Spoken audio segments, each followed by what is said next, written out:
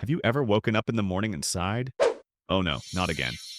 Same alarm, same quick breakfast, same TikTok scroll to Instagram. You're not living. You're just replaying yesterday. You're not alone. Many people are living as if they're the main character in a movie on repeat, but without a soundtrack, no climax, just cold coffee and regular work emails. The problem isn't that your life isn't interesting. It's that you've been on autopilot for so long that you've forgotten what it feels like to truly be alive. The good news is that you're not broken. Your brain is still functioning and your heart is still beating. And if you're still watching this video, then congratulations. You still have a chance to flip the wake-up switch. So why do we get stuck in this state of limbo? More importantly, how do you get out? Now, let's dissect each of the reasons why you feel stuck, but don't worry. I promise I won't turn this into a dry philosophy lecture. It'll be fun. Really fun. You know that feeling when you pause a movie and say, I'll watch it later, but then you never press play again? Yes, that's exactly how you're living. You tell yourself, just get through this week. Then you promise yourself, when I get that promotion, when life gets less chaotic, when things start to pick up, then I'll start living properly. But then never comes. And you keep waiting as if happiness were a package in transit that never arrived. The thing is, life isn't like Netflix. You can't fast forward to the good stuff. There's no skip intro button to skip past the repetitive parts. And there's no replay button if you miss something important. While you're waiting for the right moment, your real life is going on. It's not waiting for you. Pause mode may sound harmless, but it causes you to miss out on the most precious moments a sunny afternoon, a meaningful conversation, or even the thrill of starting something new.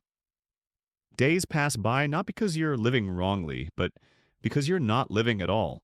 If you keep waiting for the perfect moment, you'll end up waiting until the end of the movie without ever having lived a single climax. Wake up! Not just out of bed, but out of pause mode, because real life, the best part starts today. But don't pop the champagne to celebrate just yet, because even when you flip the switch, you're out of pause mode. There's another problem: you're alive, but emotions are running out of battery. Have you ever finished a workday, closed your laptop, stared blankly into space, and wondered, what on earth have I been doing all day? You're not happy. You're not sad. You're not satisfied. You're not angry. Just empty. You're not emotionless. You've simply exhausted your emotional battery without recharging it. Why? Because you've been going through life completing tasks, checking off items, following schedules. Worse, you've begun to believe that feeling empty is normal and that living without emotions is part of growing up. Spoiler, it's not. The truth is, when things lose their meaning, even the smallest tasks become burdensome. You're not lazy. You're simply disconnected. And you can't fuel your life if you have no reason to keep going. The scariest question isn't, what are you doing? It's, what are you doing it for? If you can't remember the last time you felt genuinely proud, excited, moved, or alive, it's time to stop, not to quit, but to reconnect with yourself, with the true meaning behind what you do every day. And the good news is, you don't need a revolution, just a moment of honesty. A small question every morning: how do I want to feel today? Not what do I need to do, but how do I want to feel when I do it? It sounds simple, but it addresses the emotional connection that has been broken for a long time. Because living without feeling anything is like flying on a plane without windows. You may arrive, but have no memory of how the trip went. You're trying to reconnect with your emotions, but then you suddenly realize another painful truth: your life is boringly predictable. You know exactly what's going to happen tomorrow. In fact, if someone asked you, what are you doing next week, you could rattle off a schedule as detailed as an order. And no, it doesn't make you feel organized. It makes you feel like a well-programmed robot. You wake up at the right time, drink the right coffee, take the right route, say good morning to the right people, and end the day in the same position on the couch, your phone in your hand. Your mind drifting somewhere between the hot girls videos and videos of cooking 7-level spicy noodles. At first glance, routine seems like a good thing, a sign of discipline. But let me be honest, it is just a polite way of saying mechanical and boring. Your brain isn't designed to do the same thing every day. It's a novelty junkie, a challenge junkie, a surprise junkie. But when you've been in that routine for too long, your brain starts yawning and thinking, okay, I guess I'll just take another nap to save some batteries. And here's the thing: life can be boring not because you're doing something wrong, but because you're not doing anything different. No, now you don't need to move to Bali or quit your job to open a beachside cafe, though that sounds pretty cool. You just need to do something a little different. Just a little to break the cycle. For example, drink coffee at a strange cafe. Instead of checking your phone when you wake up, try taking a 10-minute walk and letting yourself listen to the sounds of the city. Call an old friend, not text, but actually call, actually listen. Write a few lines in your journal or write an email to yourself in 5 years. Remember, changing your life doesn't start with a big journey. It starts with something small that you can do this afternoon. Because if you don't change your life, your brain won't die, but it will go into standby mode. And if you've ever seen a frozen computer, you know that's not fun. Picture this, you're brushing your teeth. Hair a mess. Wearing the same t-shirt from yesterday or the day before? Who's counting? Meanwhile, someone online is posting a story from Bali. The sun shining on a cocktail. Captioned, "Living my best life." You spit toothpaste into the sink and sigh.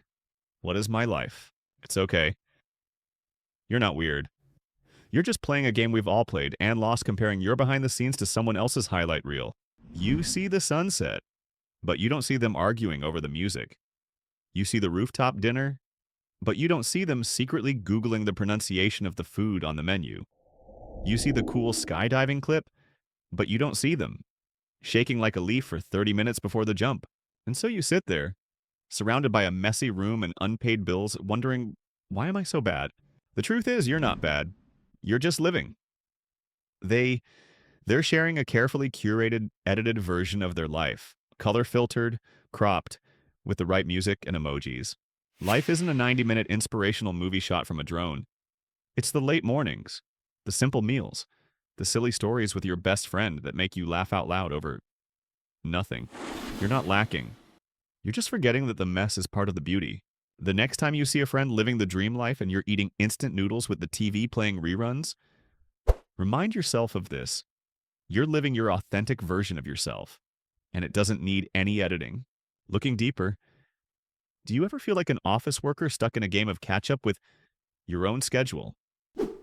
You're busy, very busy. Busy from morning to night. So busy that you have to remember to breathe. Your to-do list longer than your electric bill. Inbox 748, unread emails. You're so busy that if someone asks you, "How are you?" you sigh and say, "So much work." And strangely enough, that's the answer you've been using for the past 3 years. But then at some point, after a long day of super productivity, you quietly put down your phone, look up at the ceiling, and ask yourself, so what am I busy for? You're not lazy, nor are you irresponsible. You're just driving a car without a GPS, constantly moving with no clear destination. Maybe you're living your life as if each day is a competition for who can complete the most tasks. And the reward is to be done exactly the same tomorrow. It's not about how much or how little you do. It's about what you're busy with. Are you building your life, or are you patching up someone else's leaks? Are you running for passion, or because you don't want to stand still? It's like riding a stationary bike at the gym. You sweat a lot, but you end up in the same place. Don't let months or years go by in a cycle of work without knowing where you're really headed and whether it's worth continuing. Every day passes by, and you are no longer interested in anything that makes your heart beat faster or your forehead sweat a little. All you want is a comfortable chair, a bright phone screen, and a life without any surprises? Sound familiar? At first, you call it a restoration break. But after a break, you still feel tired. Then you rest again. And so the so-called safe zone silently turns into a stagnant zone without you knowing it. You avoid challenges because you think, I'm not good enough. Not now. Let's do it tomorrow. But the truth is that you are avoiding the feeling of being alive, the thing that makes you tremble, confused, bewildered, but also the thing that makes you truly alive. You are not lazy. You are just wrapped in a warm blanket called "it's okay." But you know, it's okay is the most subtle way of saying it's not going anywhere. So if you're feeling a little flat, it's time to do something, however small, to make it wavy again. And it's time to wake up. You don't need a grand plan. You don't need to quit your job, move house, or run to a new horizon. You just need to make a 1% change every day. Do something a little different. A new route, a new question.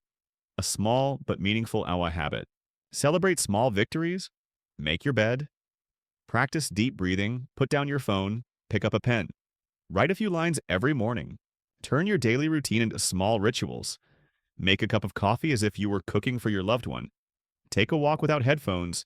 Feel the sun, the rain, the breeze, as if you've been reprogrammed to enjoy. Ask yourself a simple question every morning. What am I living for? And let the answer guide you. You are not a machine. Don't live like a robot updating software. You are a human being, emotional, curious, conflicted. If you get tired of being on autopilot, hit the wake up button. Not tomorrow, not after that trip. Now.